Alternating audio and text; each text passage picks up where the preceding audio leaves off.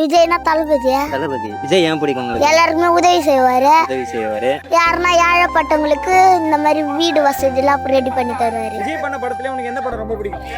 அந்த இந்த படம்னா கில்லி. கில்லி படம் பிடிக்குமா? ஓகே. எதனால கில்லி பிடிக்கும்?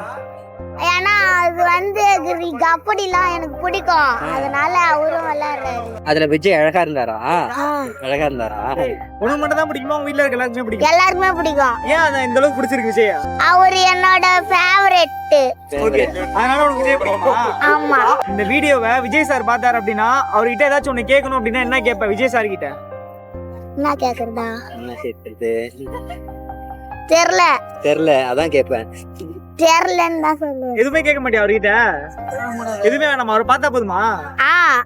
பார்த்தா போதும். அவரை பாத்தீங்கன்னா என்ன சொல்லுவீங்க? அவரை பார்த்து